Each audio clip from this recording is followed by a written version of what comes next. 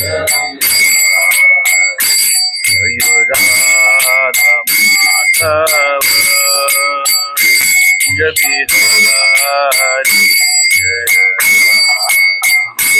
Radha Jai Bihari Jai Gopi Janavala Shivaradhari Jai Gopi Janavala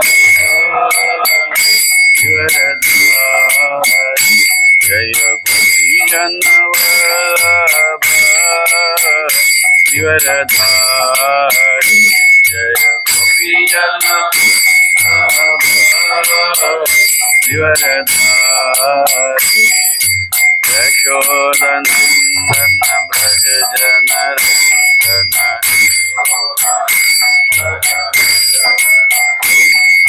Yashodanandana Braja Janarandana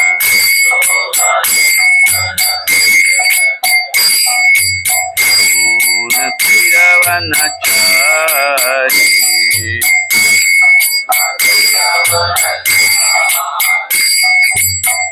Purna Tiravanachari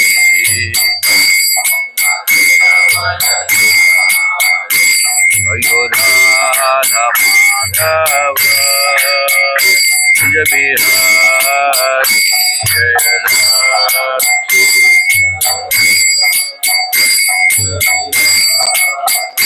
Jaya Gopi Janavallabha Shivaradhari Jaya Gopi Janavallabha Shivaradhari Yashodanandana Janarandana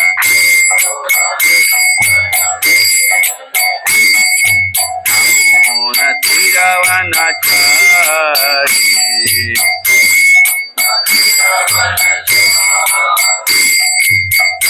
Purna Tiravanachari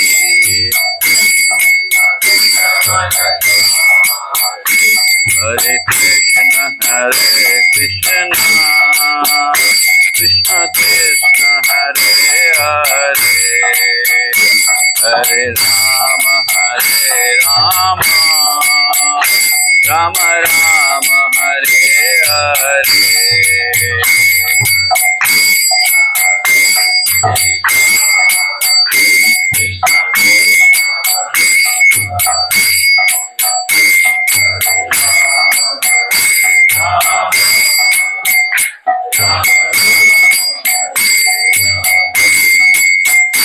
Hare Krishna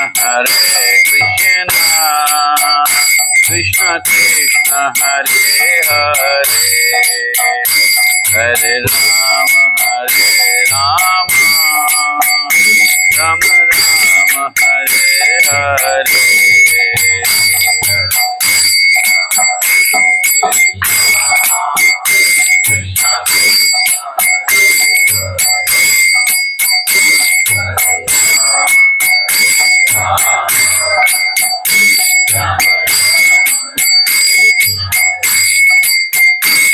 Hare Krishna Krishna Krishna Hare Hare Hare Rama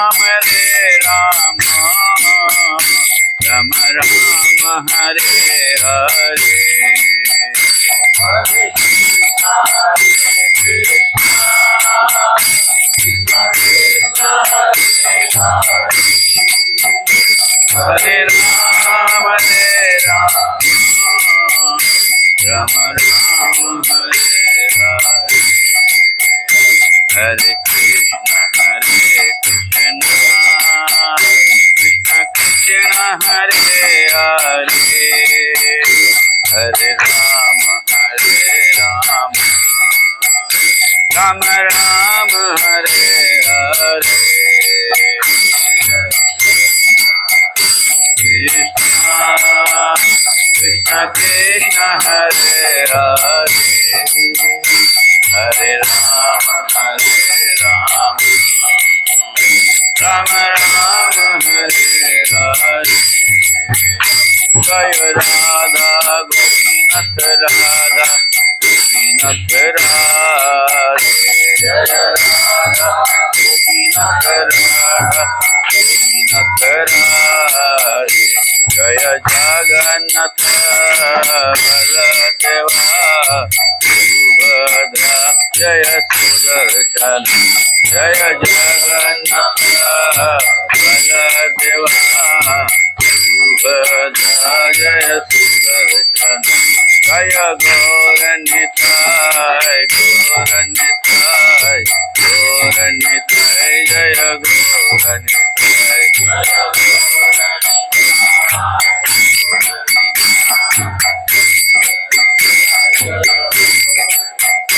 जय जय प्रभुपाद प्रभुपाद प्रभुपाद जय जय प्रभुपाद जय जय प्रभुपाद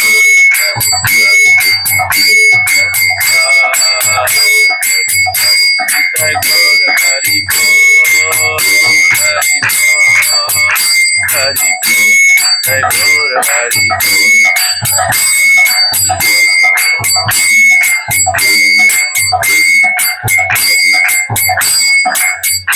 जय जय गुरुदेव गुरुदेव गुरुदेव जय जय गुरुदेव जय जय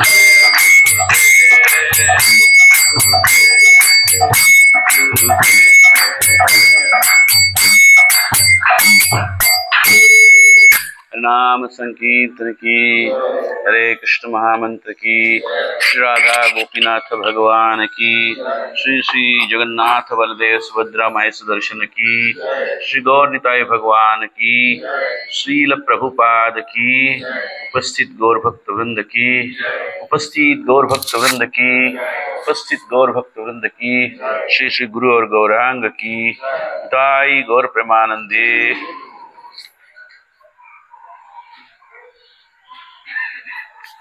ओम नमो भगवते वासुदेवाय ओम नमो भगवते वासुदेवाय ओम नमो भगवते वासुदेवाय कृष्णाय वासुदेवाय देवकी नंदनाय च नंदगोपकुमाराय गोविंदाय नमो नमः।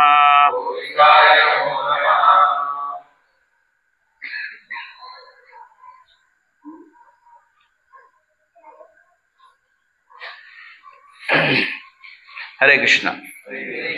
सर्व उपस्थित भक्तांचं हार्दिक स्वागत आहे या साप्ताहिक सत्संग कार्यक्रमामध्ये।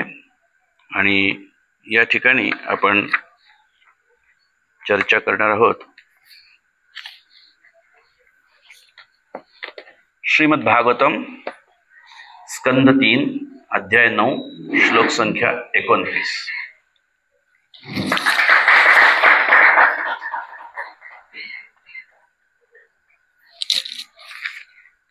श्री भगवान उवाच मा वेदगर्भं या गास्तत्रीं सर्ग उद्यममावह तन्मया पादितं ह्यग्रे यन्मां प्रार्थयते भवान्। श्री भगवान उवाच मा वेदगर्भं गास्तन्द्रीं सर्ग उद्यममावह तन्मया पादितं ह्यग्रे यन्मां प्रार्थयते भवान्। श्री भगवान उवाच मा वेदगर्भगास्तन्द्रीं सर्ग उद्यममावह तन्मया पादितं ह्यग्रे यन्मां प्रार्थयते भवान्।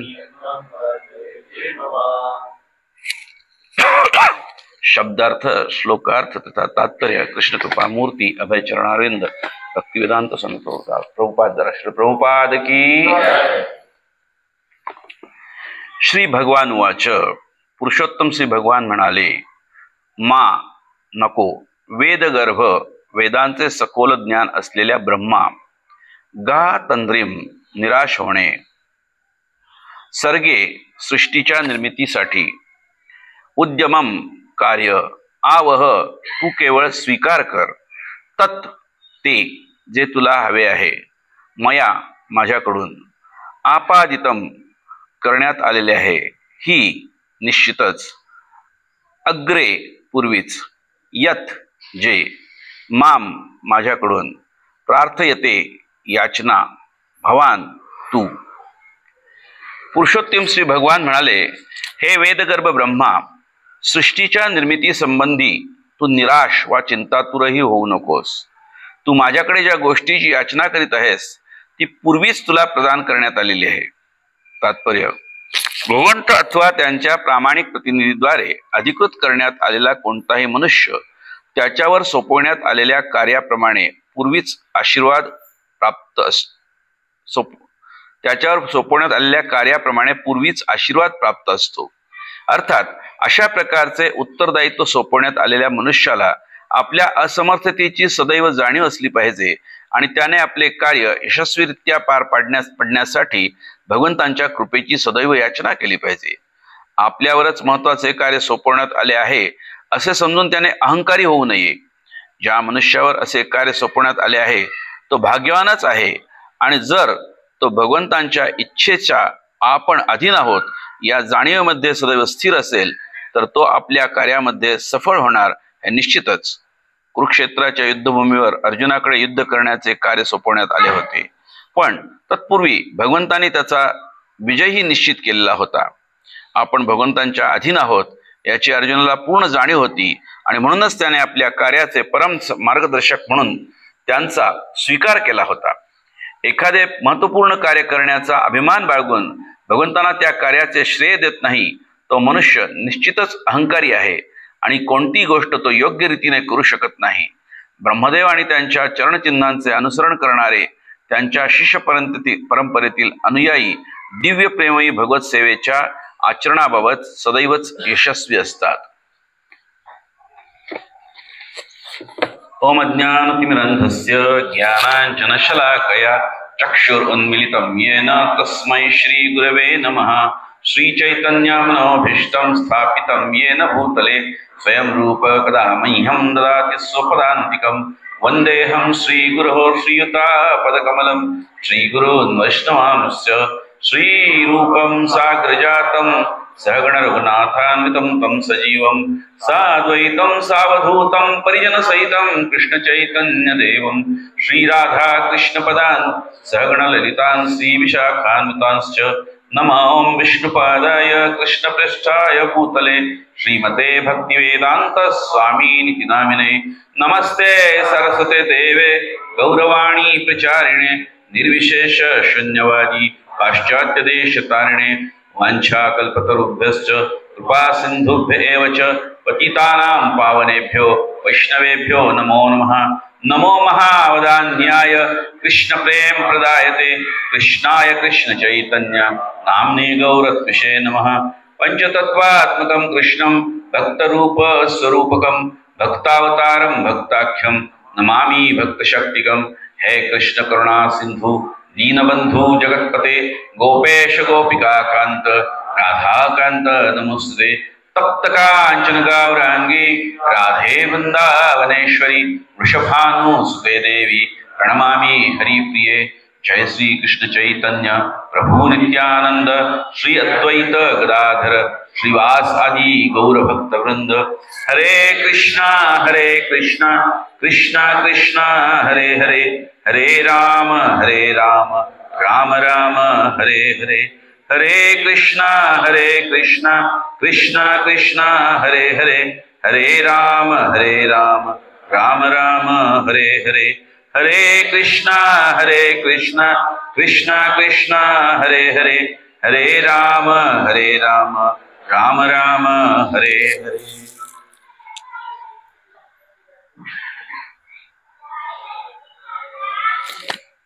हरे कृष्ण. तर एक साधारण 7-8 दिवसापूर्वी मला श्रीमान कृष्णमुरली प्रभूंनी सांगितलं की या 24 तारखेला तुम्ही फ्री आहात का, कुठे जाणार नसला तर आजचा क्लास द्या. तर असा कुठलाही क्लास देणं म्हणजे एक मोठा टास्क असतो समोर, सोपं नाही आहे माझ्यासाठी ते. आणि त्यामुळे मी विचार केला की काय करायचं,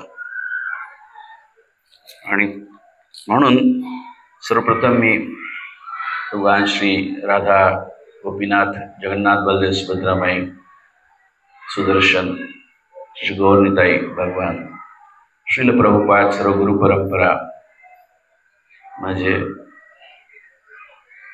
दीक्षा गुरु, सर्व शिक्षा गुरु, सर्व वैष्णव, सर्व उपस्थित भक्त यांना प्रणाम करतो. आणि ही जी सेवा मला दिलेली आहे ती सेवा करण्याचा प्रयत्न माझ्याकडून व्हावा अशी याचना करतो. तर हा जो आज आपण श्लोक पाहिला, या श्लोकाची बॅकग्राऊंड आहे की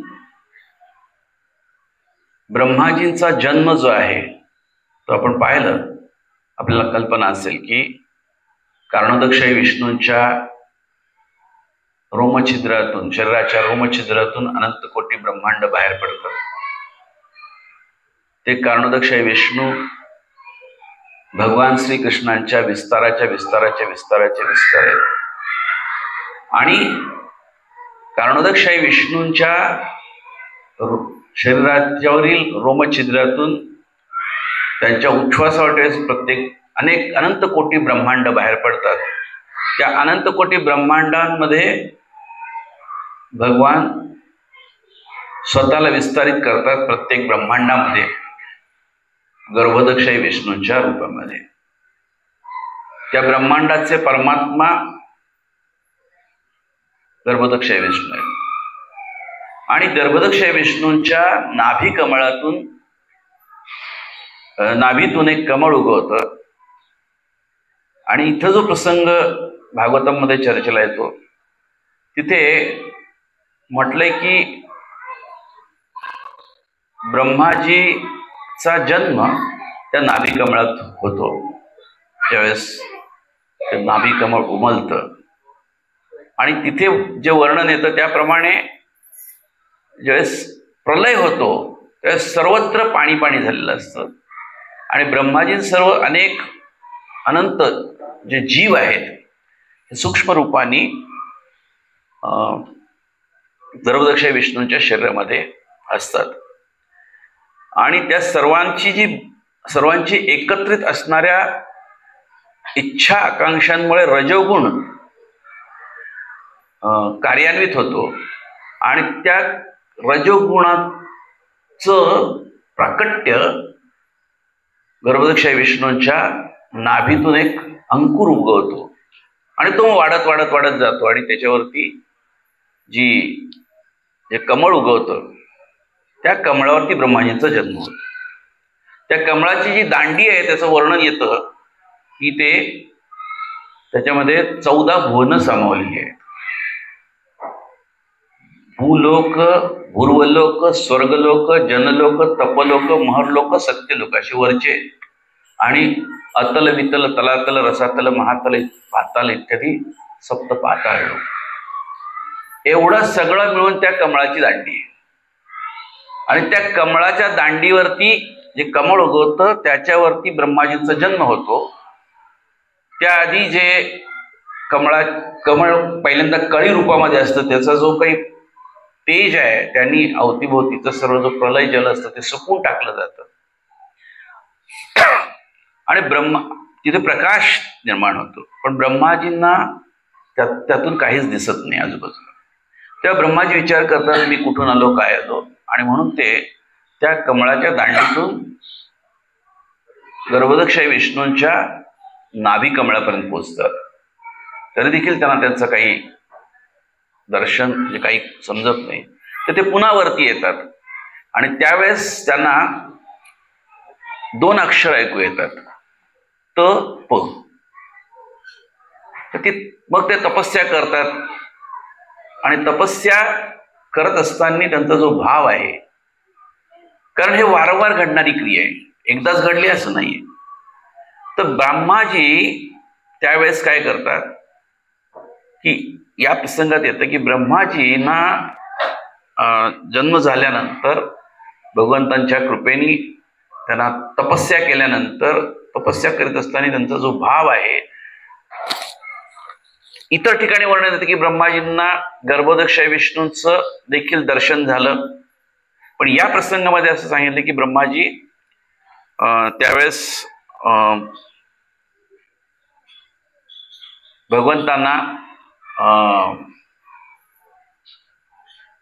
भगवंतांच्याकडून त्यांना एक तपस्या केल्यानंतर भगवंतांचं त्यांना हृदयामध्ये दर्शन होतं आणि त्या हृदयातल्या दर्शनानंतर ते भगवंतांचं कार्य जे आहे ते कार्य करण्यासाठी, जे दुसऱ्या स्कंदामध्ये 10व्या अध्यायाच्या पहिल्या श्लोकामध्ये सांगितले, श्रीमद भागवतमची 10 थीम्स आहेत. अत्र सर्ग विसर्गश्च स्थानम पोषणम उदया मन्वंतर हिशानुकथा आणि पुढे निरोधो मुक्तीर आश्रय. 10 थीम्स आहेत. त्यातली पहिली काय थीम आहे तर सर्ग. सर्ग म्हणजे जी भौतिक तत्व आहेत त्याच्यामध्ये 5 ज्ञानेंद्रिय, 5 कर्मेंद्रिय, 5 विषय वस्तू आणि जे पंच धातू आहेत किंवा पृथ्वी जल अग्नी वायू आकाश मन बुद्धी अहंकार इत्यादी स्थूल आणि सूक्ष्म इंद्रिय, याचे सर्वाची निर्मिती आणि मिथ्या अहंकार, या सर्वाची निर्मिती झाल्यानंतर मग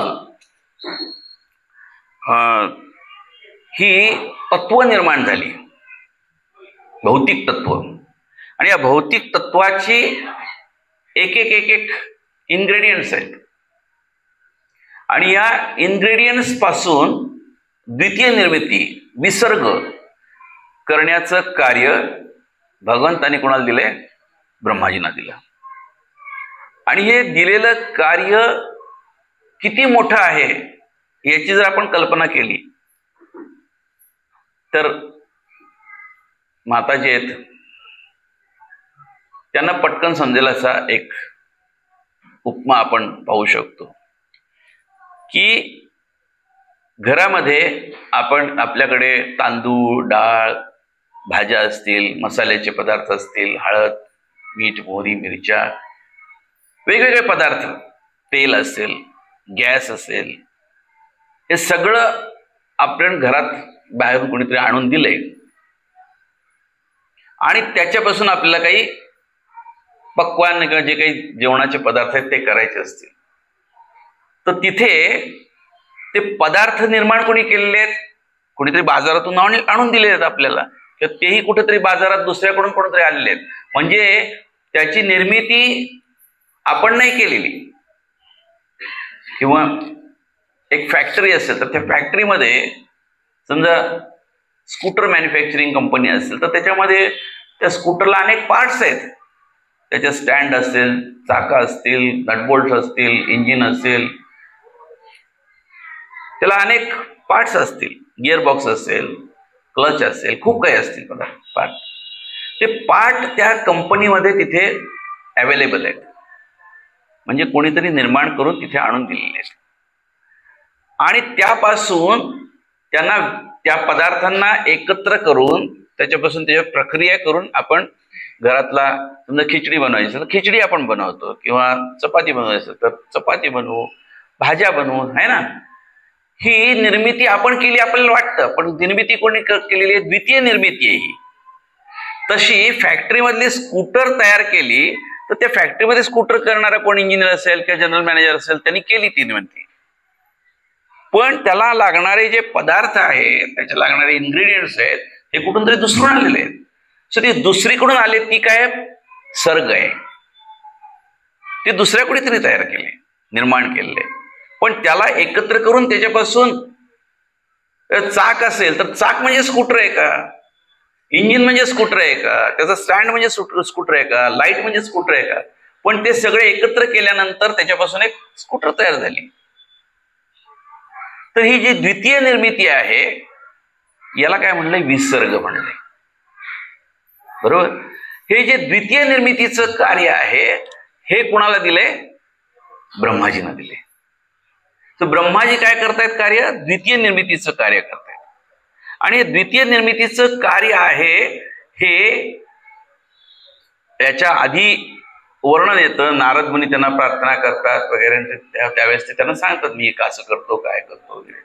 आणि नंतर ह्याची जी काही चर्चा आहे ही निर्मिती कशी झाली आणि त्याच्या आधी काय घडलं आणि ब्रह्माजींचा जन्म झाला आणि ब्रह्माजींना ही आज्ञा मिळाली, हे याच्या आधीच्या अध्यायामध्ये सांगितल्यानंतर मोठा टास्क आलेला आहे.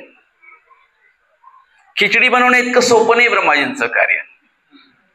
बरोबर आहे. आपल्यासारख्याला इकडे बसणाऱ्यांना कधी खिचडी बनवणं सुद्धा खूप मोठा अवघड असेल, है ना? पण आपण कल्पना करू शकतो की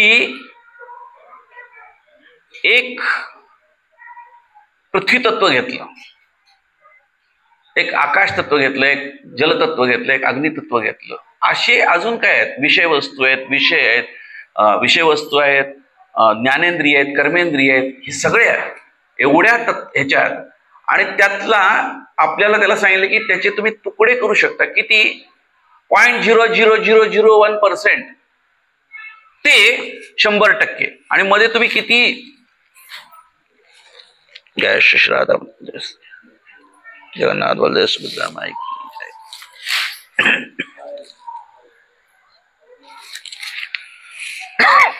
एवढे सगळे जे एक नुसतं तत्व घेतलं तर त्याचे आपण कितीतरी तुकडे तुकडे तुकडे करू शकतो. त्यातला एक छोटासा तुकडा घेतला, 1% घेतला, 1.1% घेतला, 1.2% घेतला, तर वेगवेगळे हे बनू शकतील. अशी 23 तत्व झाली. त्याचे आपण एक एक एक एक घेतलं तर त्याच्यापासून किती व्हरायटीज तयार होतील. आणि ह्या सगळ्या सूक्ष्म गोष्टी आहेत, या घ्यायच्या आणि त्याच्यापासून जीवात्मिकेची संख्या किती आहे? अनंत, अनगिनत आहेत, मोजता येत नाहीत की जिवंत आहेत, है ना? आता आपण इथे आपल्याला विचारलं जीवात्मे किती आहेत, तर आपण इथं काउंट करू आणि म्हणू की जीवात्मे. अरे नाही, एवढे नाही जीवात्मे. इव्हन एका शरीरामध्ये अनेक जीवात्मे आहेत. मुख्य जीवात्मे त्याच्या शरीरामध्ये अनेक जीवात्मे आहेत. आणि या रूम मध्ये जर बघितलं तर आणि किती जीवात्मे आहेत. आणि हे तर अख्ख्या ब्रह्मांडात जीवात्मे किती आहेत. तितक्या त्या जीवात्म्यांना वेगवेगळ्या प्रकारचं शरीर द्यायचं. आपण नुसते 84 लाख योनींमधल्या मनुष्य योनी म्हणलं तर त्याच्यामध्ये किती व्हरायटी आहेत माणसांची. मग जलचर किती आहेत आणि सरपटणारे प्राणी किती आहेत. या प्रत्येकाला वेगवेगळ्या प्रकारचं, प्रत्येक म्हणजे एक व्हरायटी झाली 84 लाख योनींची. पण त्यामध्ये एकेका योनीमध्ये लाखो करोडो अनगिनत जीवात्म्यांची शरीर दिली गेलेली आहेत. ते आता आपल्याला कळतंय. पण ज्या वेळेस यातली कुठलीही शरीर नव्हती, जीवात्मा स्वरूपामध्ये भौतिक जगात आलेला सच्चिदानंद जीवात्मा इथे होता सूक्ष्म स्तरावरती. त्याच्यावरती वेगवेगळ्या यांच्या कॉम्बिनेशनची शरीर द्यायची आणि ही फॅक्टरी टाकून दिलेली आहे ब्रह्माजींना. आणि त्याच्यातून आता जीवात्म्यांना शरीर दे. पण नुसती शरीर देऊन चालत नाहीये, त्यांना राहायला जागा दे, है ना? जागा देण्यासाठी त्यांना वेगवेगळ्या लोकांची निर्मिती कर सांगितलं. ग्रह लोकांची निर्मिती कर. तू निर्मिती कर, तिचं पालन कर. त्याची काळजी करू नको, मी बघतो त्याचं काय. भगवंतांनी सांगितलं मी बघतो, पालन करण्याचं कार्य मी करतो. आणि ज्यावेळेस कधी विनाश करायचं कार्य असेल तर ते शिवजींना मी दिलेलं आहे ऑलरेडी. ब्रह्माजींना ही कल्पना आहे. म्हणून ब्रह्माजी एका प्रार्थनेमध्ये हे सांगतात. पण पुढे आपण पाहणार आहोत तर त्यावेळी एवढा मोठा टास्क त्यांच्या समोर आलेला आहे. हे कार्य मोठं आहे, सोपं नाहीये. प्रभूजी आपल्याला म्हणजे एक फॅक्टरी टाकताना काय काय करावं लागतं आणि ती चालवायला काय काय करायला लागतं. टाकायची फॅक्टरी म्हटलं तरी नुसतं किती किती काय काय गोष्टी कराव्या लागतात. पण ब्रह्माजींच्या समोर हेल्पला कोण आहे? कोणी नव्हतं, एकटेच होते. आणि एवढा सगळं हे करून एवढी व्हरायटी, हे सगळं परफेक्ट झालं पाहिजे. कारण बॉस कोण आहे? भगवंत आहे ना. म्हणजे हे सगळं कार्य करायचं असेल बर, तर हे कार्य करताना चिंता वाटू शकते, कसं काय होईल, माझ्याकडून जमेल की नाही. आणि म्हणून ब्रह्माजी भगवंतांप्रती प्रार्थना करतात. आणि हा या 3ऱ्या स्कंदातला 9वा अध्याय आहे. या 9व्या अध्यायामध्ये 1 ते 25 या श्लोकामध्ये ब्रह्माजी प्रार्थना करीत राहतात. 25 श्लोकामध्ये ब्रह्माजी वेगवेगळ्या प्रकारच्या प्रार्थना करतात. आणि 25, 26, 27, 28 या 3 श्लोकामध्ये ब्रह्माजींनी प्रार्थना केल्यानंतर मध्येच 3 श्लोक येतात जिथे मैत्रेय मुनी त्या प्रार्थना आणि त्याचा संदर्भ देऊन ब्रह्माजींची स्थिती काय झाली होती आणि त्याच्यावरती पुढे भगवान काय म्हणाले असं सांगितलं. आणि 29व्या श्लोकामध्ये ब्रह्माजींच्या प्रार्थनेला उत्तर कोण देते? भगवान देतात. ते उत्तर आपण पाहिलं. पण ते उत्तर समजण्यासाठी आता पहिल्यांदा आपल्याला भगवान ब्रह्माजींनी केलेली प्रार्थना समजून घेऊ आपण. ब्रह्माजींनी पहिल्या 5 श्लोकामध्ये काय प्रार्थना केली की ते डायरेक्ट नाही तुम्ही ह्या होत. पहिल्यांदा ते म्हणले की संकल्पना लोकांच्या, म्हणजे ब्रह्माजींना तर माहिती आहे, ज्ञानी आहेत, बुद्धीनी बनलेलं शरीर आहे त्यांचं पूर्ण. पण ते प्रार्थना करीत असताना लोकांना आणि आपल्या संप्रदायाचे प्रथम आचार्य आहेत ब्रह्माजी. कोणी ऐरा गैरा नथू खैरा नाही आहे. कधी कधी आपल्याला ब्रह्मविमोहन लीला आपण ऐकतो आणि तिथे ब्रह्माजी भ्रमित झाले आणि त्यांची 4 डोकं अशी फिरायला लागली. गंमत वाटते आपल्याला, पण हा सिरियस मॅटर आहे. ब्रह्माजी आणि त्यांचं ज्ञान बुद्धी हा सिरियस मॅटर आहे, सामान्य कोणी नाही आहे. तर ते ब्रह्माजी भगवंतांना जाणण्याचे 3 स्तर आहेत, आपल्याला माहिती असतील. ब्रह्मेती, परमात्मेती, भगवानेती शब्दते, भागवतामध्ये आलेलं आहे. ब्रह्मज्ञान म्हणजे ब्रह्म जे हे आहे, ब्रह्मज्योती, परमात्मा आणि भगवान स्तर. तर ब्रह्माजींना भगवान स्तरापर्यंत माहिती आहे, जेव्हा की त्यांचं आत्ता दर्शन परमात्म्याप्रती परमात्म्याचं होते. पण त्यांना ज्ञान आहे. त्यांना ज्ञान कुठून आलं? भगवंतांनी त्यांना ज्ञान हृदयात दिले. तेने ब्रह्म हृदय आदि कवये, श्रीमद भागवतमचा पहिला श्लोक. म्हणून ब्रह्माजी पहिल्यांदा प्रार्थना करत असताना पहिल्या 5 श्लोकामध्ये सांगतात की भगवंतांचा जो रूप आहे ते निराकार नसून साकार रूप आहे आणि ते श्रेष्ठ आहे, सर्वश्रेष्ठ आहे. म्हणून त्यामध्ये ते सांगतात की सर्वात जाणण्यासाठी सर्वात श्रेष्ठ वस्तू जर कुठली असेल, एखादं ज्ञान घेऊन सर्वोच्च ज्ञान जर कशाचं प्राप्त करायचं असेल कोणत्या वस्तूचं, तर ते काय आहे? जाणण्यायोग्य सर्वात श्रेष्ठ ज्ञान आहे भगवंताच्या. श्रेष्ठ ज्ञान आहे ते रूपाचं. भगवंताचं रूप, आकार हे सर्वश्रेष्ठ आहे. त्याचबरोबर ते पुढे म्हणतात की ते भगवान काय आहेत? सर्व अवतारांचे मूळ आहेत. एते चांश कला पुंसा कृष्णस्तु भगवान स्वयं. अवतार विविध घेतले, पण स्टार्ट कुठे? भगवान श्रीकृष्णांपासून. ईश्वर परमः कृष्ण सच्चिदानंद विग्रह अनादिर आदि गोविंद सर्व कारण कारणम. सर्व कारणाचे कारण भगवान. आणि म्हणून ते पुन्हा एकदा एकदा पहिल्यांदा सांगितलं जाणण्यासाठी सर्वश्रेष्ठ रूप भगवंताचं रूप आहे, आणि पुन्हा ते म्हणतात की तुमचं जे रूप आहे भगवंत ते काय सर्वश्रेष्ठ रूप आहे. एवढंच नव्हे तर तुमचं रूप हे सर्वात मंगलकारी आहे. प्रत्येकासाठी पवित्र, सर्वात मंगलकारी काय असेल तर भगवंतांचं रूप आहे. भगवंताचं रूप म्हणजे भगवंतांचा विग्रह. इथे आपण जगन्नाथ पाहतो. जगन्नाथ कोण आहेत? कृष्ण आहेत. गौरांग महाप्रभू कोण आहेत? कृष्ण आहेत. राम मंदिरात गेलं तर प्रभू रामचंद्र दिसतात. ते कोण आहेत? भगवान श्रीकृष्णांचे मर्यादा पुरुषोत्तम रूप आहे. या प्रकारे भगवंत विविध अवतार घेतात, पण मूळ कोण आहेत? भगवंत आहेत. आणि म्हणून ते पुढे सांगतात की हे भगवंता, तुम्ही सर्वांच्या हृदयामध्ये परमात्मा रूपाने निवास करता, पण जे भक्त आहेत तुमचे, त्या भक्तांच्या हृदय कमळापासून तुम्ही कधी दूर जात नाही. मग इतरांच्या हृदयातून दूर जातात का? भगवान बाहेर जात नाहीत प्रत्येकाच्या. म्हणून तर ते म्हणतात की मी काय आहे, मी प्रत्येकाच्या भोक्ताराम यज्ञ तपसाम सर्व लोक महेश्वरम सुहृदम सर्व भूतात्मा ज्ञात्वा माम शांती. सुहृद आहेत, इतका जवळचा मित्र की जो कधीही सोडत नाही आपल्याला. विष्ठेमधल्या किड्याचं जरी आपल्याला शरीर मिळालं तर त्या देखील बाकी कोणी येणार नाही, पण त्या ठिकाणी सुद्धा आपल्या बरोबर येणारा व्यक्ती कोण आहे? परमात्मा रूपाने भगवान आहे, ते भगवंत आहे. तर म्हणून ते म्हणतात की हे जो जाणतो त्याला कळतं की परमात्मा रूप आहे. नाही तर जो मानतच नाही काय कोण भगवान काय आहे त्याला नाही. त्याला भगवंत हृदयात दर्शन देणार पण नाही, त्याला कळणार पण नाही.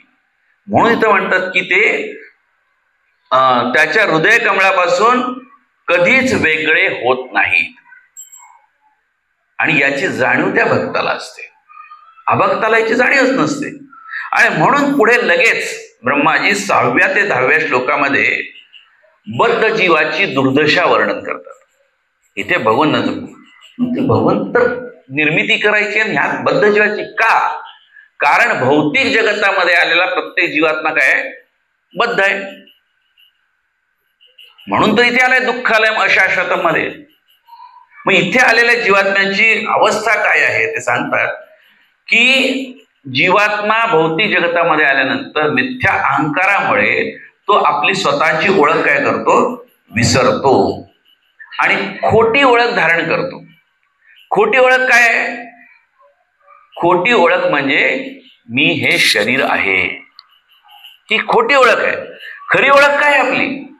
खरी ओळख आहे मी सच्चिदानंद जीवात्मा आहे आणि जीवेर स्वरूप आहे कृष्णेर नित्य दास. मी भगवंतांचा दास आहे, सेवक आहे.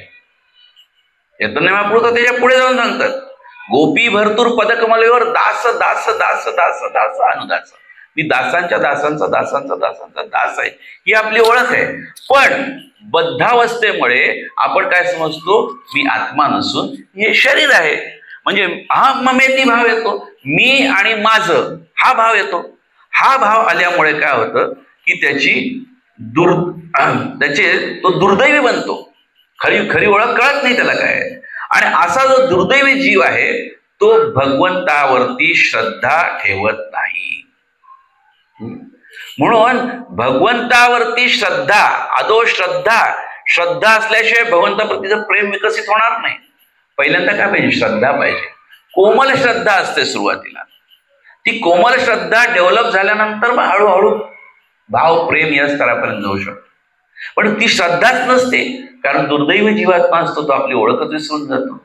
आणि त्यामुळे त्याची अवस्था कशी असते? दयनीय अवस्था असते. दयनीय म्हणजे काय? ज्याच्यावरती दया केली पाहिजे असा है ना. दयनीय अवस्था म्हणजे काय? त्याच्यावरती दया केली पाहिजे. अरे काय वाया गेलेलं, याला काहीतरी मदत केली पाहिजे. म्हणजे भगवंता तुम्ही मला मदत करा, दयनीय अवस्था माझी, मी दयनीय अवस्थेत आहे. आणि म्हणून त्या दयनीय अवस्थेत का? तर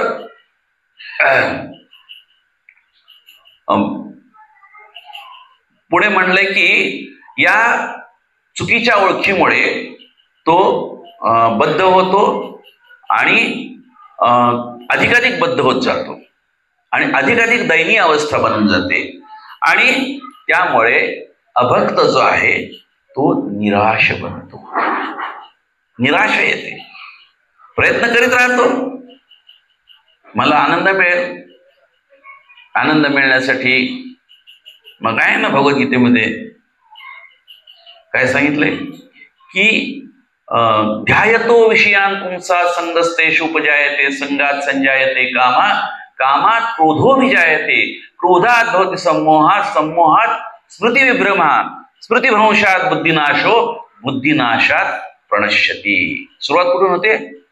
ध्यायतो विषयान पुंसा, की मनुष्य किंवा जीवात्मा कशावरती ध्यान करतो? ध्यायतो विषयान, विषय वस्तूंवरती ध्यान करतो. विषय वस्तू काय भौतिक आहे त्यामुळे तो अधिकाधिक त्यात आपल्याला रजोगुणाचा जास्ती प्रभाव असतो. रजोगुणाच्या प्रभावाने काय म्हणले? कामयश क्रोधयश रजोगुण समध्वा. भगवान सांगतात काम आणि क्रोध हे कशातून येतात? रजोगुणातून येतात. म्हणजे आपली दयनीय अवस्था आहे आपल्याला कळलं तर आपल्याला होप्स आहेत, पण आपली दयनीय अवस्थाच नाही हे कळलं असं वाटलं तर काय प्रॉब्लेमच नाही ना, काय याच्यात? ही दयनीय अवस्था आपल्याला पहिल्यांदा समजली पाहिजे. आणि अशा प्रकारे ही निराशाजनक स्थिती भक्ताची बनून अभक्ताची बनून जाते. त्यावेळेस ते मग गिअर चेंज करतात बघ ब्रह्माजी आणि प्रार्थनेत पुढे 11व्या ते 13व्या श्लोकामध्ये विविध भक्तांबरोबर भगवान कशा प्रकारे आदान प्रदान करतात ते सांगतात. आता अभक्तांचं वर्णन केलं पण भक्तांबरोबर भगवान काय आदान प्रदान करतात? जो शुद्ध भक्त असतो त्या शुद्ध भक्ताला, शुद्ध भक्त कशाद्वारे भगवंतांची सान्निध्य प्राप्त करतो? सुरुवात कुठून होते? श्रवणम. नवविधा भक्तीमध्ये सुरुवात कशी नाही? श्रवणम कीर्तनम विष्णू स्मरणम आहे. पहिल्यांदा श्रवण आहे. श्रवणाद्वारे तो काय करतो? भगवंतांना हृदयांतरी पाहतो. सुरुवात तिथून आहे. पहिल्यांदा सर्वत्र पाहतो, हृदयांतरी पाहतो, मग भगवंतांचं सर्वत्र अत्र तत्र सर्वत्र भगवंतांना पाहू शकतो तो. आणि त्यासाठी मग भगवद्गीतेमध्ये वर्णन पण आले भगवंतांना कुठं कुठं पाहायचं. पण जशी जशी प्रगती होत जाईल, जशी जशी चेतना विकसित होत जाईल तसं त्याला ब्रह्मज्योतीचंही ज्ञान होतं, परमात्म्याचं हृदयात आहे त्याचंही कळतं आणि त्याचबरोबर भगवंतांचं साकार रूपही कळतं. मग जगन्नाथांना पाहिल्यानंतर हो हे कृष्णच आहे, ते भगवंतच आहे, जगन्नाथ आहे. अन्यथा समोर भगवंत आहेत परंतु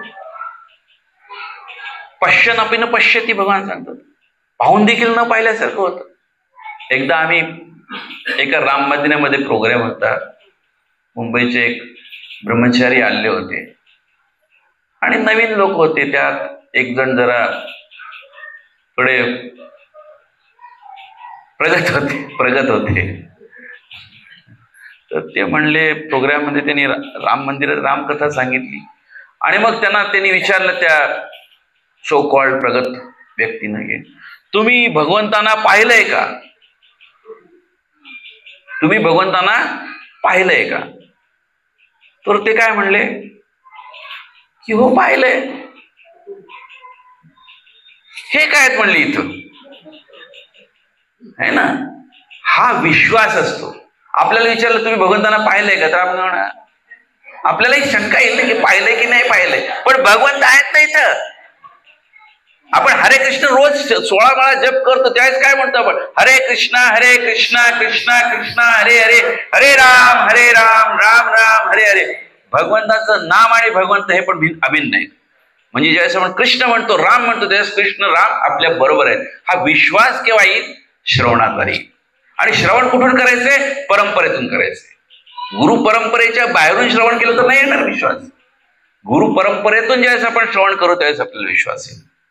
आणि अशा प्रकारे ज्यावेळेस श्रवणाद्वारे शुद्धता येत जाते त्यावेळेस काय होतं? आपली शुद्ध भक्त आपण बनून जातो. म्हणून शुद्ध भक्त श्रवणामध्ये श्रवण कीर्तन हे करत राहतो.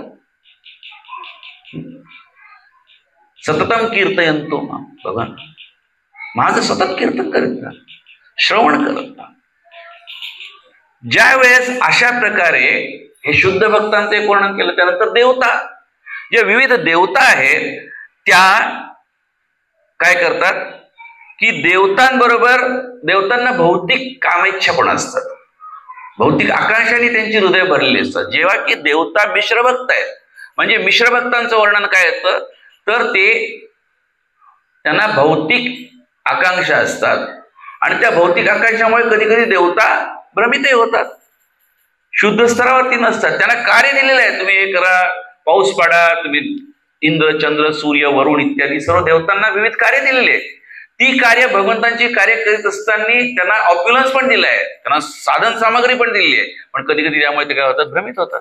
आणि त्यामुळे ते आणि त्यांची ती त्यांना जे मिळालेलं जे त्यांच्याकडे संपत्ती इत्यादी ऐश्वर्य मिळालेलं आहे, त्यामुळे ते भौतिक आकांक्षा असल्यामुळे कधी कधी ते शुद्ध भक्तीच्या स्तरावरती नसतात, पण तिथून ते शुद्ध भक्त बनू शकतात.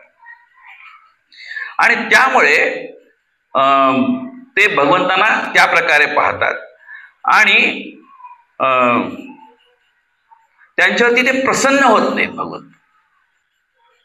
हा कार्य ओके, नो प्रॉब्लेम. इथपर्यंत भक्ताबरोबर, शुद्ध भक्ताला कसं आहे, भगवंत काही करायचं, भगवंत मी तुला विकला गेलो, तसं देवतांबद्दल नाही. देवतांना काय करतात, ते प्रसन्न होत नाही जितके शुद्ध भक्तांबरोबर ती आहे. आणि जे अभ्यासाद्वारे ते हृदयात अप्राप्यच राहतात आणि हृदयात परमात्मा रूपाने असूनही त्यांना ते अप्राप्य राहतात. आणि तिसरे प्रकारचे जे आहेत ते जे सकाम कर्माची फळं भगवंतांना अर्पण करतात, त्यांची वैदिक कर्मकांड, तप, दान, दिव्य सेवा इत्यादी देखील पुण्यकर्म आहेत, पण ते शुद्ध स्तरावरती नाही आहेत, कारण त्यामध्ये फसू शकतात. पण जर त्यात नाही फसले तर ग्रॅज्युअली हळूहळू हळूहळू असे दान तप चांगलं आहे, करणं चांगलं आहे, पण हळूहळू त्याच्यातून प्रगत होत होत तो शुद्ध भक्तीच्या स्तरावरती पोहोचू शकतो. आणि इथे आपल्याला होप्स आहेत, आपणही शुद्ध बनू शकतो.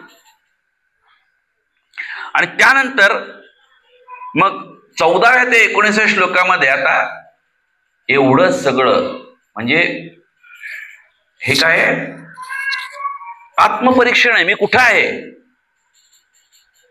शुद्ध आहे, नवीन आहे, देवता आहे, काय अभक्त आहे, तर यात कुठं आहे मी आणि भगवान कोण आहेत, हे सगळं वर्णन केल्यानंतर आता ते त्या भगवंतांना प्रणाम करतात.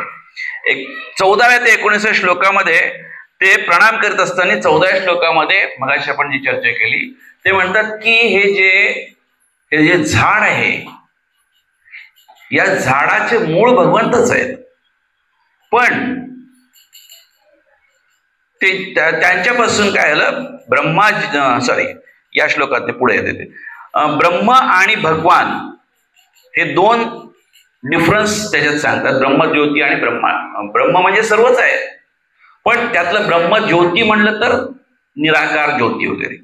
तर ती निराकार जे आहेत तेही भगवंतांचा साक्षात्कार आहे, पण त्यात तो कोणासाठी, आत्मज्ञानासाठी आहे. आणि बुद्धीद्वारे जे भगवंतांना जाणण्याचा प्रयत्न करतात ते कुठपर्यंत पोहोचू शकतात, ब्रह्मज्योतीपर्यंत. परंतु जे भक्तीद्वारे भगवंतांना जाणण्याचा प्रयत्न करतात ते हे जाणतात की भगवान कोण आहेत, निर्माता आहेत, भगवान पालन करणारे आहेत आणि भगवान विनाश करणारी आहेत. सो हा साक्षात्कार म्हणजे आपल्याला श्रील प्रभुपादांच्या कृपेने किती उच्च ज्ञान आपल्याला प्राप्त झालंय हे आपण जाणू शकतो. आपल्याला प्रभुपादांनी ब्रह्मज्योती वगैरे नाही ठेवलं, आपल्याला सर्वोच्च ज्ञान भगवंताचं ते आपल्याला देतात न्यूफाईट असताना.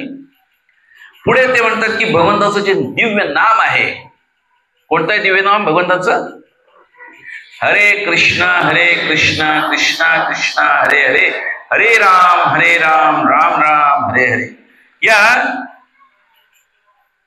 दिव्य नामाच्या उच्चारणाने, त्याच्या कीर्तनाद्वारे, नामोच्चारणाद्वारे, जपाद्वारे अनेक अनेक पापांच्या राशी पासून त्वरित मुक्ती होते आणि भगवत प्राप्ती होते. हे कोण सांगते? ब्रह्माजी म्हणते.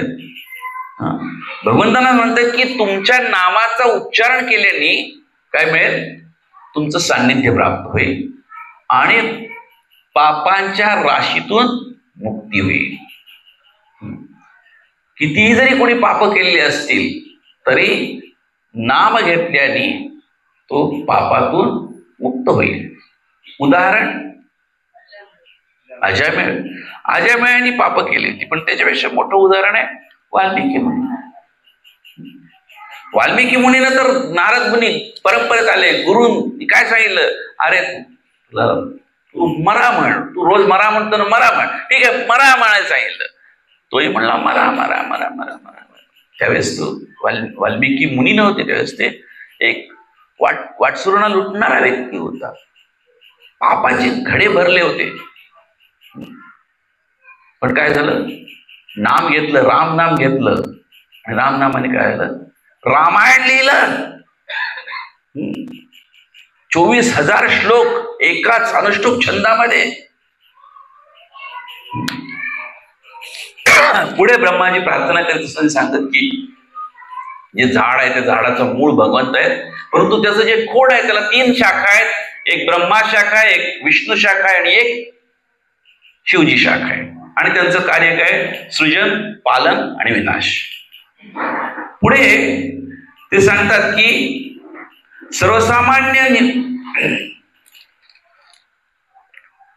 सर्वसामान्य लोकांसाठी भगवान काय? काळ रूपानी त्यांच्या समोर येतात. हे काळ हे देखील भगवंतांचं रूप आहे. आणि त्यामध्ये सांगतात की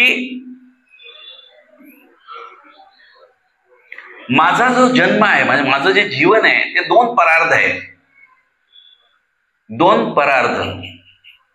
2 परार्धाचं आपल्याला काही 2 परार्ध कळणार नाही, पण 2 परार्ध म्हणजे किती आहे? तर 43,20,000 गुणिले 2 गुणिले 360. सॉरी, 43,20,000 गुणिले 1,000 गुणिले 2 गुणिले कॅल्क्युलेटर करत असतो गुणिले 360 गुणिले 100.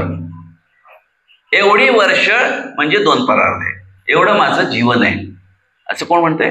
ब्रह्माजी म्हणतात.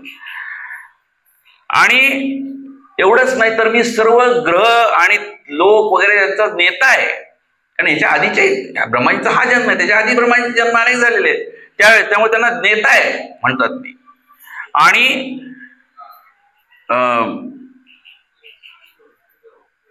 मी अनेक वर्ष अपराधाविना मी काय केलंय? तपस्या केलेली आहे. आणि म्हणून मी काय करतो? मी आता तुमच्या कृपेने मला तुमच्याबद्दलचं थोडं ज्ञान झालंय, तर मी तुम्हाला वंदन करतो. आता पहिल्यांदा या ठिकाणी ब्रह्माजी वंदन करतात. अजूनही त्यांनी काही मागणी नाही केली. पुढे ते सांगतात की विविध दिव्य लीला प्रकट करण्यासाठी हे भगवंत तुम्ही प्रकट होता.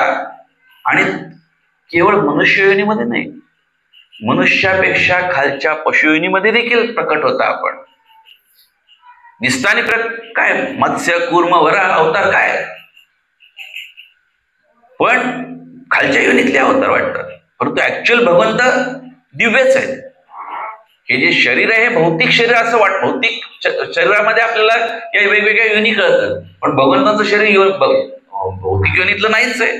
भगवंताचं शरीर दिव्य आहे. म्हणून ते म्हणतात की असं वाटतं की तुमचे जे वेगवेगळे जे अवतार आहेत तुम्ही धारण करता ते खालच्या योनीतले वाटतात, कधी कधी देवता योनीतले देखील तुम्ही अवतार धारण करता. परंतु तुम्ही कशासाठी हे करता? कधी कधी तुम्ही आदर्श अशा प्रकारची धर्मतत्वांचं पालन करण्याचे आदर्श प्रस्थापित करण्यासाठी तुम्ही प्रकट होता. जसं प्रभू रामचंद्र आहेत, आदर्श प्रस्थापित करतात. स्वयं भगवंत येतात, एक भक्ताने कसं वागलं पाहिजे शिकवण्यासाठी येतात. बाह्य कारण, अंतरकारण वेगळी, पण बाह्य कारण भक्ताने कसं वागलं पाहिजे हे शिकवण्यासाठी येतात कोण? चैतन्य महाप्रभू. गौरांगा. पुढे ते म्हणतात की तुम्ही प्रलय जलामध्ये सर्व जो काही तुमची जी लीला आहे, निद्रा घेण्याचा आनंद घेता प्रलय जलामध्ये, आणि ते उपभोगून निद्रेचे सुख बुद्धिमान लोकांना दाखवतात. म्हणजे तुमची निद्रा घेता ही सुद्धा काय, लोकांना आनंद मिळावा म्हणून. तुम्ही पहुडलेले असता, तुमचे नेत्र अर्धोन्मिलित असतात. भगवान झोपलेले असतात का? भगवान झोपलेले असतात पण, आणि भगवान झोपलेले नसतात. पण भगवान त्यांच्यासाठी काही नाहीच आहे.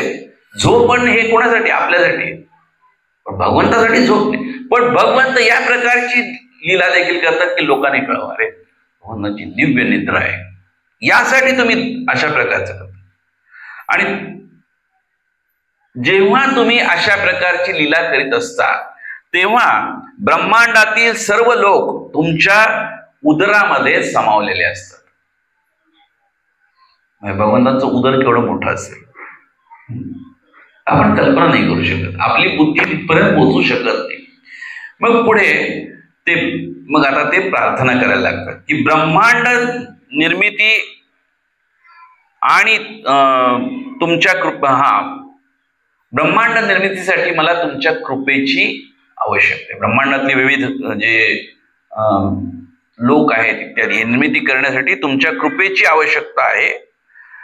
आणि त्यासाठी तुम्ही तुमच्या नाभी कमळ भुवनातून तुम्ही माझा जन्म घडवलेला आहे. माझा जन्म तुमच्या नाभी कमळ भवनातून म्हटले, माझा जन्म झालेला आहे.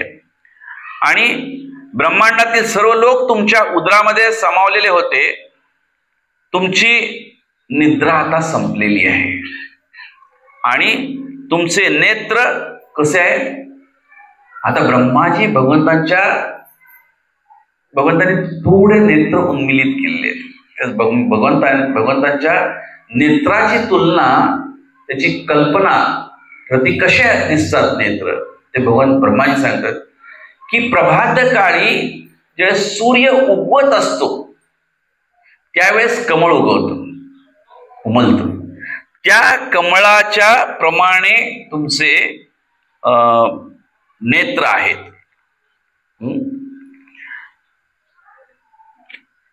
उमललेले आहेत तुमचे नेत्र. आता कमळ उमलतं तसं तुमचे, म्हणजे भगवंताची तुलना जी आहे ती भगवंताच्या सर्व अवयवांची तुलना कमळाबरोबर केली आहे. म्हणून आपण चरणकमल म्हणतो, हस्तकमल म्हणतो, मुखकमल म्हणतो, नेत्रकमल म्हणतो. तर भगवंतांचं दुसरं काही उपमा करता येत नाही. सर्वात सुंदर काय असतं भौतिक जगतामध्ये तर कमळ आहे. त्या कमळाबरोबर तुलना करतात स्वयं ब्रह्माजी. आणि मग ते म्हणतात की माझ्यावरती आता दया करा, माझी अवस्था दयनीय आहे. आधी म्हणतात की जे बद्ध जीवात्मे आहेत ते दयनीय आहेत आणि माझी देखील अवस्था दयनीय आहे, दया करा माझ्यावरती.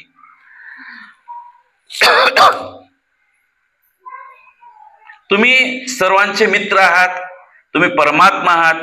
जीवांच्या अंतिम सुखासाठी दिव्य अशा ऐश्वर्याद्वारे तुम्ही सर्वांचे पालन करता. तुम्ही पालन करते पण आहात. आणि माझ्यावर कृपा करा जेणेकरून मी पूर्वत निर्मिती करण्यासाठी अंतर्दृष्टीने संपन्न होईन आणि मी तुम्हाला प्रिय असणाऱ्या शरणागत जीवांपैकी आहे. मी तुमच्या प्रती शरणागत झालेलो आहे. माझ्यावरती दया करा, कृपा करा. तुम्ही त्या कृपेद्वारे मला जे तुम्ही कार्य सांगितलेलं आहे करायला, आज्ञा दिलेली आहे कार्य पूर्वत निर्मिती करण्याचं ब्रह्मांडातल्या. प्रलयजल झालेलं आहे, प्रलयानंतर पुन्हा निर्मिती करायची आहे. तर त्यावेळेस मला तुम्ही काय करा, हे करण्यासाठीची शक्ती इत्यादी तुम्ही मला प्रदान करा. तुमची शक्ती अमर्याद आहे. नाभी कमळातून वैश्विक शक्ती म्हणून जन्माने मी जन्मलो आहे आणि ब्रह्मांड स्वरूपामध्ये विविधतेने पूर्ण शक्ती तुम्ही प्रकट करण्याच्या कार्यात मी व्यग्न आहे. व्यग्र आहे. मला तुम्ही एक कार्य दिलेलं आहे, हे कार्य करण्यामध्ये आता मी काय व्यग्र व्हायला लागलोय, होतोय, मला दिलंय कार्य. पण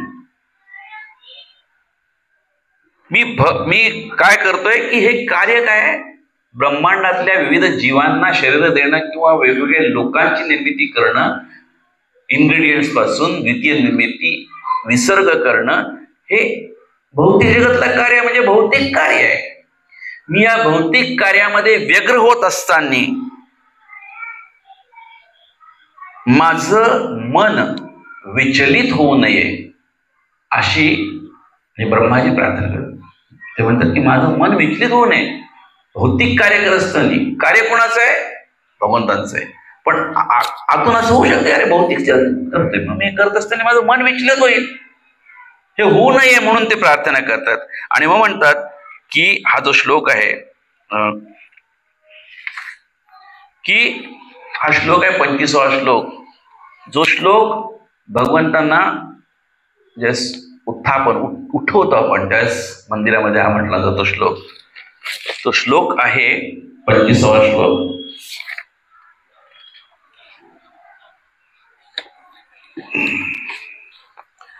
सोसाव भद्र करुणो भगवान विरुद्ध प्रेम स्मितेन नयनांबुरु हम विसृंभन उत्थाय विश्वविजयाच ते विषादम माथ्व्या गिरापनयनात पुरुषा पुराण. पुराण पुरुष श्लोकार्थ वाचू आपण. सर्वात पुरातन आणि सर्वश्रेष्ठ असलेले परम भगवान अमर्यादपणे कृपाळू आहेत. त्यांनी आपले कमळ नेत्र उघडून स्मितहास्य करीत आपल्या कृपेचा वर्षाव माझ्यावर करावा.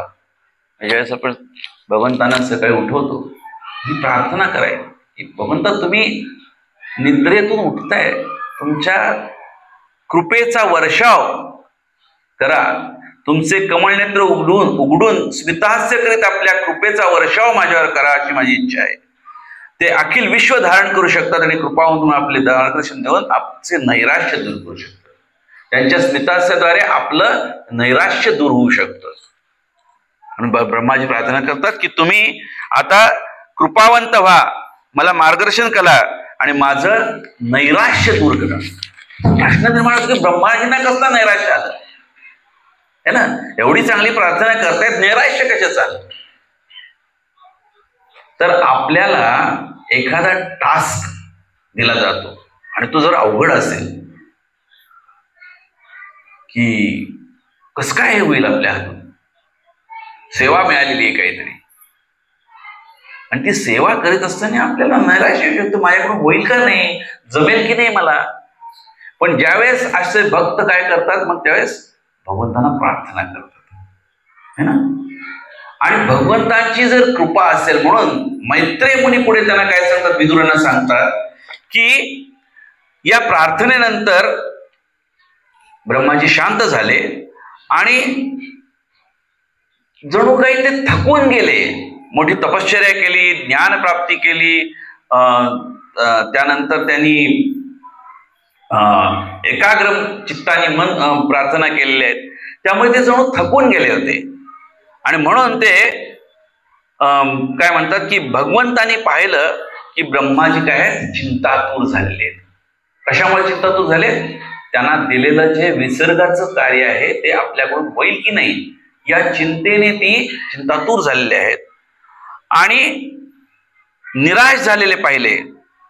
आणि ब्रह्माजींचा उद्देश त्यांनी जाणला आणि सर्व प्रकारचा भ्रम नाहीसा करीत भगवान बोलू लागले. ब्रह्माजींनी जी प्रार्थना केल्या त्यामध्ये एक प्रकारे थकून गेल्यासारखे दिसले असं विदुरांना मैत्रेय सांगतायत. आणि त्यांना चिंता वाटते, चिंतातूर दिसतायत, निराश झालेले वाटतायत. आणि म्हणून त्यावेळेस ते प्रार्थना करत असताना ते मग काय म्हणतायत की ते त्या विदुरांना मैत्रेय मुनी सांगतायत की भगवंतांनी काय केलं, ब्रह्माजींची स्थिती पाहिली आणि ते ब्रह्माजींशी भगवान बोलू लागले, त्यांचा भ्रम नाहीसा करीत.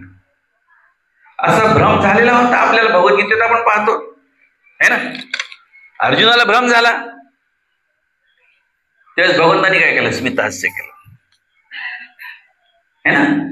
जर आपण पाहिलं की दुसऱ्या अध्यायात ज्यावेळेस कार्पण्य दोषोपहत स्वभाव पृच्छामि त्वाम धर्म सम्मूढ चेता यश्रेयस्यान्निष्टं ब्रूहि तन्मे शिष्यस्तेहं शाधिमां त्वाम प्रपन्नम, असं अर्जुन म्हणतो, शरणागत होतो, म्हणतो मी तुम्हाला तुमचा शिष्य म्हणून तुम्ही माझा स्वीकार करा, तुम्ही माझे गुरु आहात. त्यावेळेस नातं बदलतं, मैत्रीचं नातं संपतं आणि त्यावेळेस कृष्ण हसतात. स्मितहास्य हे म्हणजे आता याचा भ्रम दूर केला पाहिजे. हे भ्रमित झालेले आहेत, भौतिक भ्रम. ऍक्च्युअली भ्रम नाही झालेला, परंतु हे चिंतातूर आहेत, माझ्याच्याने होईल की नाही,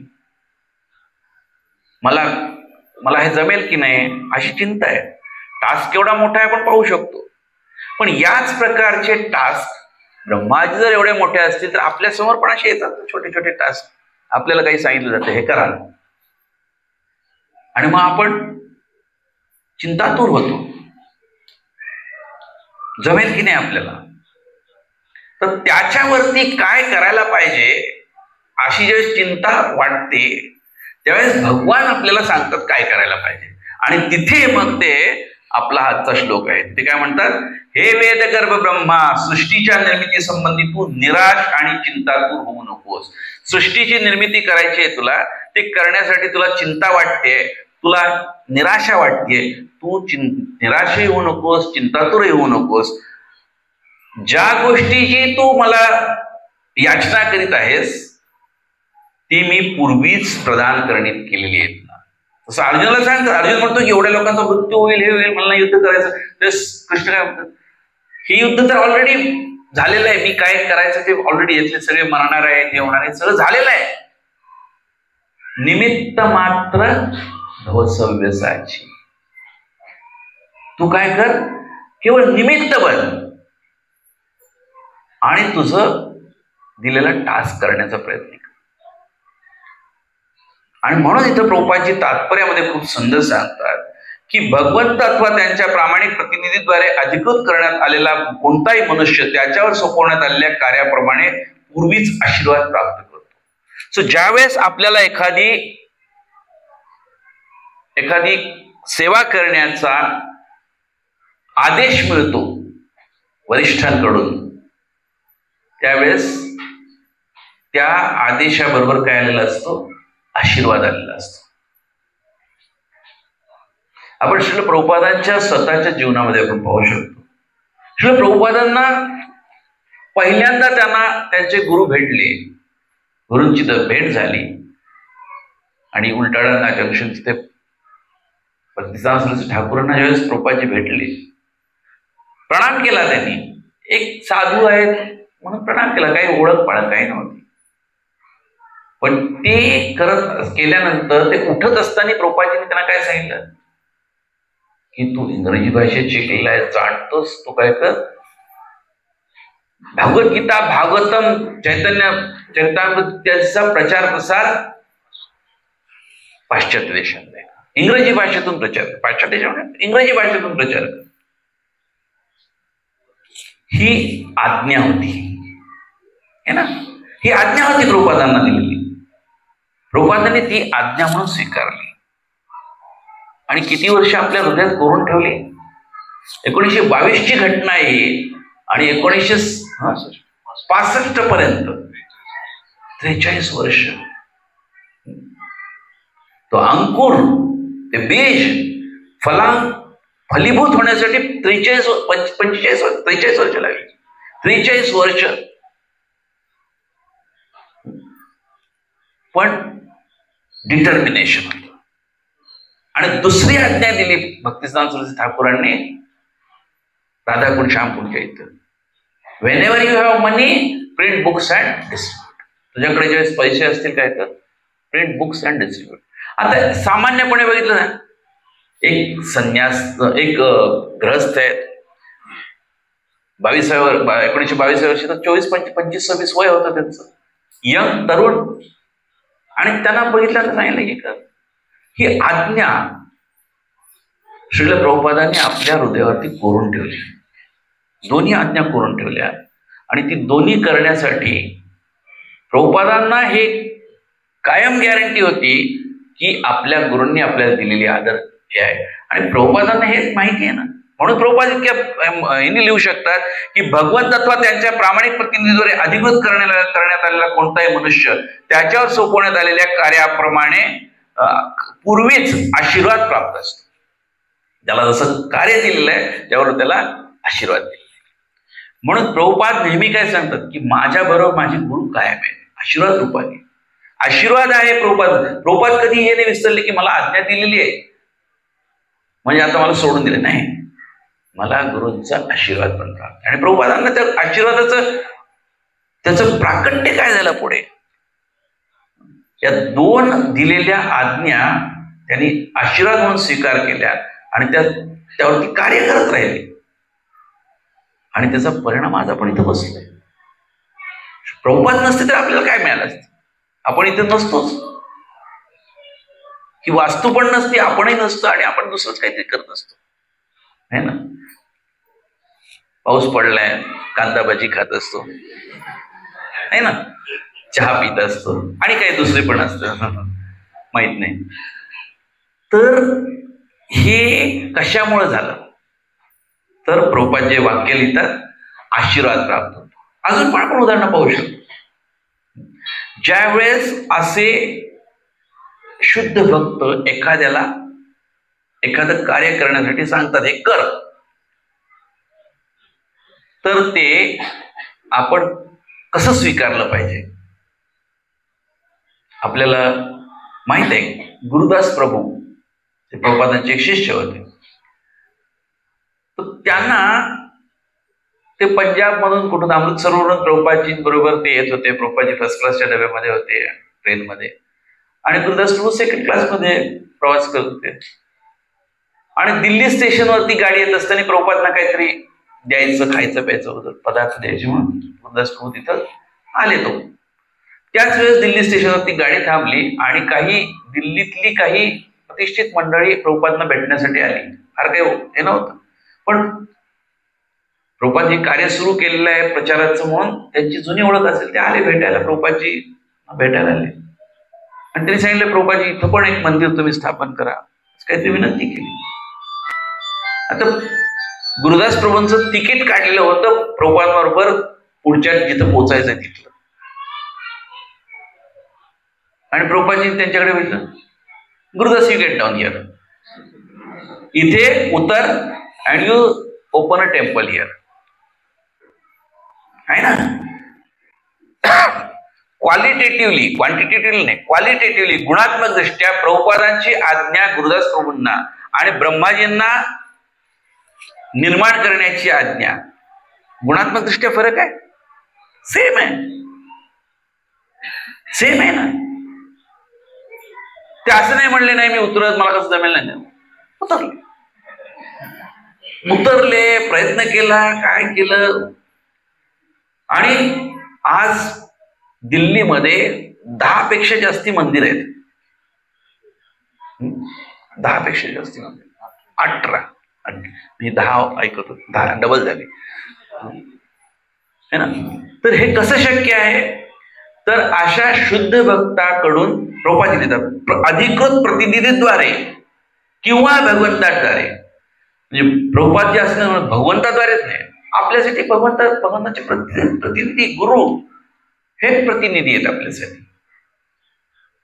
आणि त्यांची आज्ञा जर आपल्याला मिळाली हे करा तर त्याच्यावर आपल्याला काय मिळत आहेत, आशीर्वाद मिळालेले आहेत. आता आपलं काम काय झालं, राहिलं. आणि म्हणून तिथं म्हणतात की तू निराश होऊ नको, चिंता करू नको, कसं काय होईल, जमेल की नाही, करत राहा. पण तो करत असताना काय चेतना असली पाहिजे अशी. म्हणून प्रभुपादजी पुढे लिहितात की अशा प्रकारचे उत्तरदायित्व सोपवण्यात आलेल्या मनुष्याला आपल्या असमर्थतेची सदैव जाणीव असली पाहिजे. उद्या आपल्याला आपल्या गुरूंनी किंवा आपल्या सिनियर टेम्पल प्रेसिडेंट असतील त्यांनी सांगितले हे इथं तुम्ही आता असं करा, मला सांगितलंय मी किती ग्रेट आहे, माझ्यातले काहीतरी गुण हेरलेत, पूर्ण नाहीच कळलेले त्यांना, पण जे हेरलेत त्याच्यामुळे मला दिलेली इतक्या सगळ्यांना सोडून मला दिलेली आहे सेवा ही, असा भाव काय नाहीये, असा भाव नाहीये. काय म्हणतात की अशा प्रकारचे उत्तरदायित्व सोपवण्यात आलेला मनुष्याला आपल्या असमर्थतेची सदैव जाणीव असली पाहिजे. मी असमर्थ आहे हे करण्यासाठी, पण गुरु आणि कृष्ण यांच्या कृपा प्रसादाने मी हे कार्य करण्याचा प्रयत्न करतो. सफल होईल की नाही मला माहित नाही. सफल झालं श्रेय कोणाचं आहे? गुरु परंपरेतून भगवान श्रीकृष्णांचे. असफल झालं तर माझ्या काहीतरी प्रयत्न, माझं नुकसान काहीच नाही, माझ्याकडून सेवा झाली आहे. स्वल्पमप्यस्य धर्मस्य त्रायते महतो भयात् नेहा विक्रमनाशोस्ति प्रत्यवायोनस्ते. पण पुढे प्रभुपाद लिहितात तात्पर्यामध्ये की ही जाणीव आहे आणि म्हणून ते यशस्वीरित्या पार करण्यासाठी भगवंताच्या कृपेची याचना केली पाहिजे.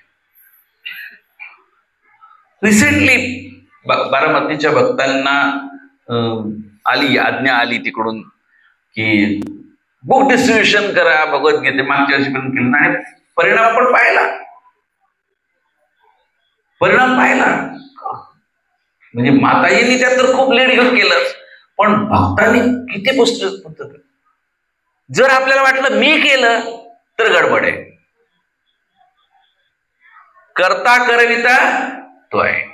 मी काय आहे? I am instrument in the hands of my spiritual master. माझ्या गुरूंच्या हातातला मी एक काय भावली पण नाही, इन्स्ट्रुमेंट आहे, साधन आहे. आपल्यावरच महत्वाचे कार्य सोपवण्यात आले असे समजून त्याने अहंकारी होऊ नये. आपण पाहिलंय ज्या मनुष्यावर असे कार्य सोपवण्यात आले तो भाग्यवानच आहे. आणि जर तो भगवंताच्या इच्छेला आपण अधीन आहोत या जाणीवेमध्ये सदैव स्थिर असेल तर तो आपल्या कार्यामध्ये सफल होणार हे निश्चित. जर आपल्याला वाटलं मी केलं की गडबड जाणार आहे. प्रकृते क्रियमाणाने गुणै कर्माणि सर्वशा अहंकार विमूढात्मा कर्ताहमिति म्हणते. अहंकार विमूढात्मा मी केलंय असं मनात आलं, भगवंतांना माहितीये काय करायचं. होणारं कार्य देखील अगदी टोकाशी आलेलं. आता यश एक स्टेप इथून सुद्धा अपयश होऊ शकतं. पण जर आपली चेतना ही राहिली, म्हणून ब्रह्माजींसारखा व्यक्ती भगवंताकडे प्रार्थना काय करतोय की मला अहंकार येऊ नये मिळेल की मी केलेल्या कार्याचा. आपले प्रथम आचार्य ते म्हणतात मला अहंकार येऊ नये. आपण किस झाडकी पत्ती. आपण दुसरं उदाहरण पाहू शकतो की आपल्या कसं यशस्वी होतात. जर गुरुमुख पद्मवाक्य चित्ते ते करी ऐके. गुरूंनी दिले सांगितलं ना हे कर तर करायचं. आपल्याला माहिती आहे आपल्याकडे दरवर्षी येणारे भक्त मोठे आहेत गौरांग प्रभू. गौरांग प्रभूंना एका यात्रेत प्रसाद ठीकसा झाला नाही म्हणून प्रभू महाराज तेवढे संतुष्ट नव्हते, काहीतरी गडबड आहे, प्रसाद चांगला म्हणून त्यांची महाराजची इच्छा होती की हे कार्य आता कोणीतरी एक जबाब आपणच भक्तांनी हे कुकिंग करावं. पूर्वी कॉन्ट्रॅक्ट मध्ये दिलं जायचं पूर्वीच्या यात्रांमध्ये, आणि एका यात्रेमध्ये खूपच प्रसाद त्याची क्वालिटीचा प्रॉब्लेम होता. त्यानंतरच्या नेक्स्ट इयरला महाराजांनी सांगितलं नाही कुकिंग बघा तुम्ही, कुकिंगची जबाबदारी तुम्ही घ्या. आणि पहिल्यांदा होय नाही कसं करू, पण शेवटी काय आता महाराजांची आज्ञा इच्छा आहे म्हणल्यानंतर गौरवांनी स्वीकारलं. ज्यावेळेस महाराजांनी त्यांना हे कार्य करायला सांगितलं त्यावेळेस काय आलं त्यांच्यावरती, त्यांच्या समोर टास्क आला. जसं आता हे माझ्याकडून होईल की नाही, चिंता निराशा दोन्ही येऊ शकतं. नाही झालं तर काय होईल, लोक हसतील. पण हा श्लोक आहे, या श्लोकाचं तात्पर्य आहे किंवा या श्लोकात महाराज भगवंतांनी काय सांगितलं ते आहे. भगवंतांनी काय सांगितलं, चिंता करू नकोस, निराश होऊ नकोस. हे त्यांनी अंगीकारलं आणि काय केलं, ठीक आहे आपला प्रयत्न जीव ओतून त्यांनी त्या किचन मध्ये सगळं लक्ष घातलं. आणि आज काय ते किचन इंटरनॅशनली फेमस झाले. त्याचं क्वालिटी, त्याची मॅनेजमेंट हे कशामुळे शक्य झालं? तर गुरूंच्या शब्दावरती विश्वास. आणि ज्यावेळेस आपण गुरूंच्या शब्दावरती म्हणतो त्यावेळेस गुरु म्हणजे कोण आहे? भगवंतांचे प्रतिनिधी आहे. भगवंताने इतका सन्मान आपण गुरूंना देतो. तर या प्रकारे आपण पाहू शकतो की श्रील प्रभुपादांनी 3 कपल्स होती, गुरुदास प्रभू, जानकी माताजी आणि श्यामसुंदर प्रभू आणि मालती माताजी आणि एक कपल होतं. तर त्यांनी ते संन्यासी झाल्यानंतर तर त्यांना काय सांगितलं, तुम्ही जा लंडनला, अमेरिकेतून जायला लंडनला जा प्रचार. साधन सामग्री काय दिली? काय दिली साधन सामग्री? काही नाही. जा. 2 जणांचं तिकीट काढण्यासाठी पैसे काहीतरी होते, तेच कारण तिकीट काढायचं, तिथे गेल्यानंतर आतमध्ये इंग्लंडमध्ये प्रवेश करताना तुमच्याकडे पैसे आहेत की नाही चेक करतात. मग ते पैसे घेऊन गेले, पहिले कपल उतरलं, पैसे परत पाठवले, दुसरं कपल आलं, परत पैसे पाठवले, तिसरं कपल. आणि त्यांना राहण्यासाठी काय महाल मिळाला होता,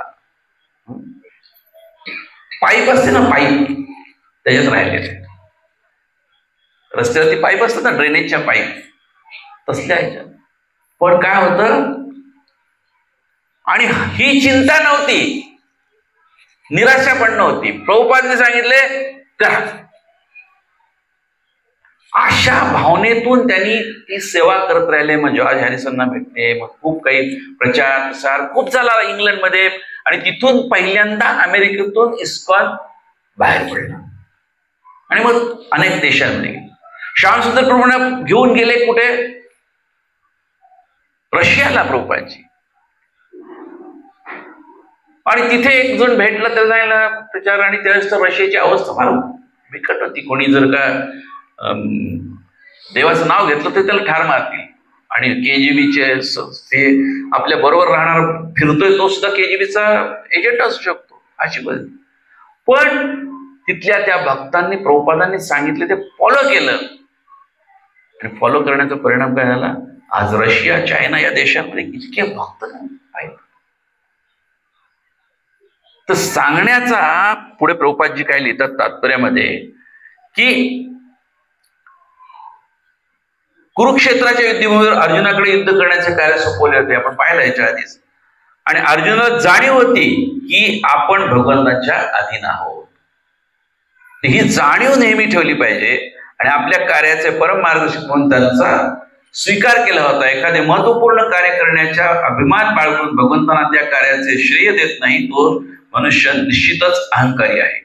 म्हणजे आपल्याकडून एखादं सेवा झाली, कार्य घडलं, तर त्याच्यात जर आपण यशस्वी झालो तर त्या यशाचं श्रेय सामान्यपणे घेण्याची प्रवृत्ती काय असते? आपण घेण्याची प्रवृत्ती असते. That is material. ते भौतिक आहे. भौतिकदृष्ट्या गुणगान करतील लोक, हा तुमच्यामुळे झालं, हे झालं, ते झालं. पण तो अभिमान, तो अहंकार, आणि ते जर आपण घेतलं आणि अरे इतक्या लोकांनी माझं गुणगान केलं, मीच केलं, असं जर आत आलं ना, की तिथून काय होईल? भक्ती खाली जाईल. लोक गुणगान करतील, चांगलं म्हणतील, हे करतील, पण भगवंतांच्या नजरेतून आपण उतरलेलं असतो. भगवंताच्या नजरेतून उतरायचं का नाही हे कोणी ठरवायचं? आपल्याला कोणी काही म्हणा, चांगलं म्हणा, वाईट म्हणा, आपल्याला जी सेवा दिलेली आहे ती आपण चांगल्या पद्धतीने करण्याचा प्रयत्न करण्याने काय होणार आहे? आतले व्यक्ती संतुष्ट होणार आहेत. मग ते मोठे डोळे विस्फारून आपल्याकडे पाहतात, है ना, जगन्नाथजी. आणि कोणतीही गोष्ट तो योग्य रीतीने करू शकत नाही. ब्रह्मदेव आणि त्यांच्या चरणचिन्हांचे अनुसरण करणारे त्यांच्या शिष्य परंपरेतील अनुयायी दिव्य प्रेममयी भगवत सेवेच्या आचरणावर सदैवच यशस्वी असतात. सो हा यशाचा फॉर्म्युला आहे.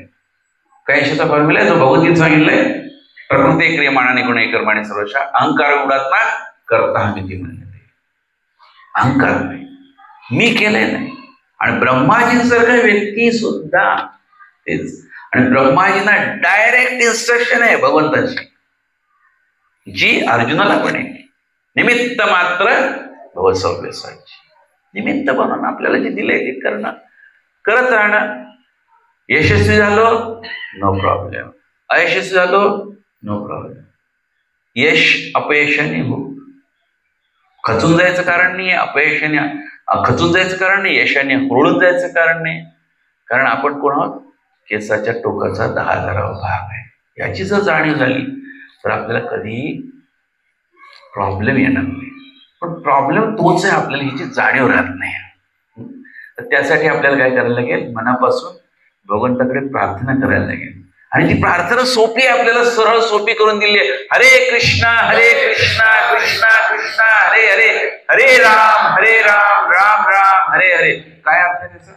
हे परम आकर्षक कृष्ण, हे राधाराणी कृपया मला परम आकर्षक कृष्ण, परमभोक्ता राम यांच्या सेवेत मी शूद्र तुच्छ जीवात्मा आहे. तुझ्या कृपेने तू जर मला भगवंताच्या सेवेत लावलं तर माझा उद्धार करा, माझा उद्धार करा भगवंता, माझा उद्धार. मी मूर्ख आहे, मला काही समजत नाही. Hare Krishna. Thank you very much. ग्रंथराज श्रीमद भागवतम की जय, श्री प्रभुपाद की जय, गुरु महाराज, गुरु परंपरा की जय. All glories to Shri Guru end Shri Gauranga.